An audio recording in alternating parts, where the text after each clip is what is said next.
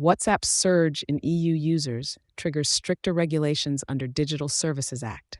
WhatsApp, a leading messaging service owned by Meta Platforms, has recently surpassed a critical user threshold, which subjects it to enhanced regulatory obligations under the European Union's Digital Services Act, DSA. As of late 2024, WhatsApp's open channels, which link users with news outlets and public figures, reported approximately 46.8 million monthly users in the EU, establishing it as a very large online platform, VLOP, under the DSA. The DSA, a comprehensive framework meant to regulate digital services across Europe, stipulates stricter control for VLOPs, defined as platforms with more than 45 million monthly active users within the EU.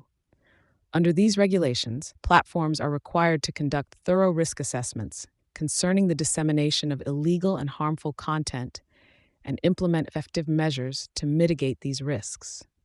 This expansion in regulatory scope was confirmed by European Commission spokesperson Thomas Regnier, who highlighted the importance of this designation. This means WhatsApp must now navigate a complex landscape of compliance, where failure to adhere can result in fines up to 6% of annual global sales of the parent company. Controversies surrounding the regulation of such platforms intensified with remarks from J.D. Vance, vice president of the former Trump administration, criticizing the EU's regulatory actions during a recent European Security Conference. Meta Platforms, WhatsApp's parent company, has not commented on this new regulatory development. In parallel, the messaging service Telegram reported its user statistics this week, confirming that its monthly EU users of public channels are significantly lower than the DSA threshold, thereby exempting it from the stringent requirements imposed on VLOPs.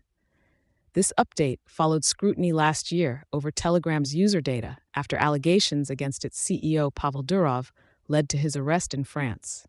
The DSA's biannual disclosure mandate forces platforms like WhatsApp and Telegram to continually assess and report their operations, ensuring transparency and accountability in their engagement with EU users. This regulation signifies the EU's ongoing commitment to curbing the unchecked influence of major tech companies and safeguarding its digital ecosystem from various online threats.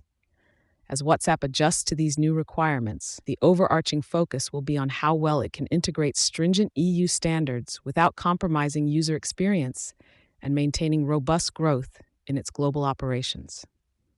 Thank you for choosing Satori News.